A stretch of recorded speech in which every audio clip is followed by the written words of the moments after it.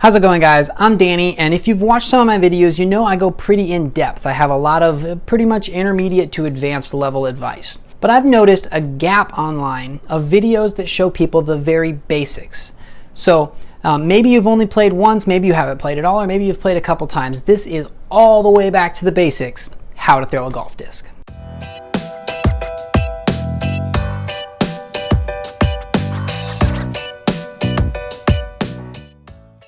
So there are a lot of differences between a golf disc and a catch disc.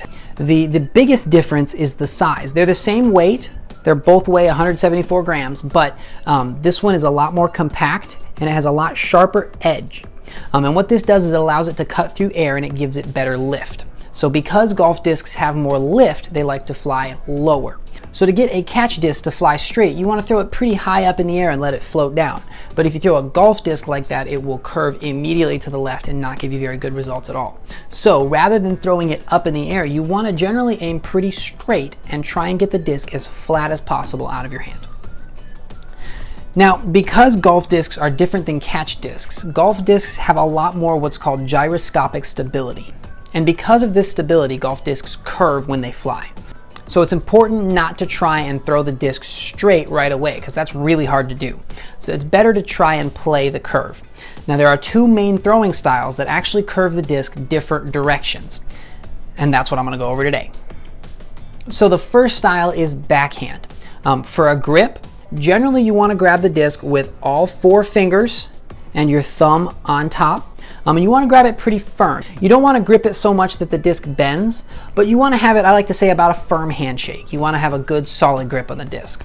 Then for your feet, you don't want to try a run up for your first few months. You want to start standing out a little bit sideways and a little bit sort of angled backwards away from the target. A good metric is having the toe of your off foot lined up with the heel of your dominant foot. Then this is really important. This is where a lot of people mess up. You want to turn your shoulders away from the target and reach straight back. Now it's important to reach straight back and not across your body. I like to think of the reach back as setting up a runway. When a plane's taking off, the runway needs to be straight and long. Now when you throw the disc, you want to pull the disc tight to your chest, leading with your elbow and getting your elbow up. Lots of people tend to turn their shoulders too much, and that swings the disc around their body, again taking it off the straight line. So you make sure and pull the disc into your chest and get your elbow up. And then as you release the disc, you want to follow through up and around your body.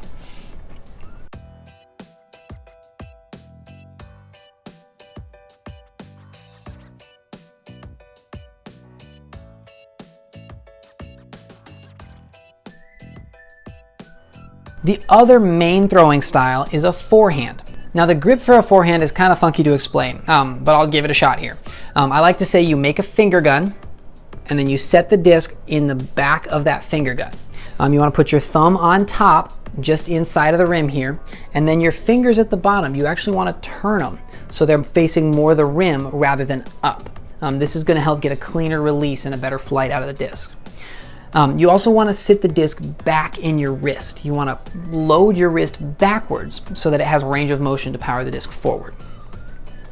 Now to throw the disc, you reach back behind your body, and again, as straight back as you can. And then to throw, you want to tuck your elbow in tight to your side and follow through straight.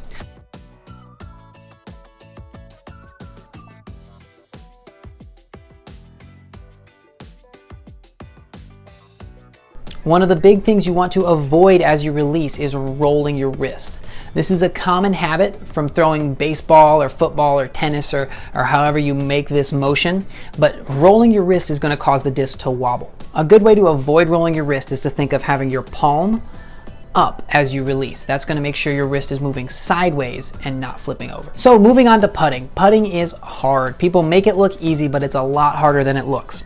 There are tons of different putting styles. Some people like to spin the disc more. Some people like to loft the disc more like horseshoes. The general idea is you want to throw the disc harder than you think. I see a lot of people try and sort of set the disc in the basket, and generally because of that gyroscopic stability, the disc is going to fade out early. So you want to throw the disc into the chains and let those chains knock it down into the basket. A good habit to get into while putting is to follow through straight. Follow through towards the basket as much as you can so all your fingers are pointing straight at the end.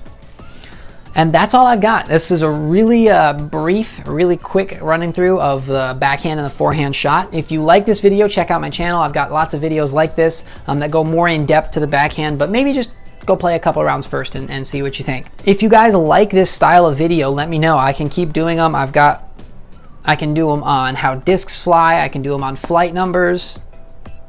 Okay, maybe not flight numbers, but I can do course management. I can do lots of great videos for beginners. Or if you'd like me to do more advanced videos, just let me know down in the comments.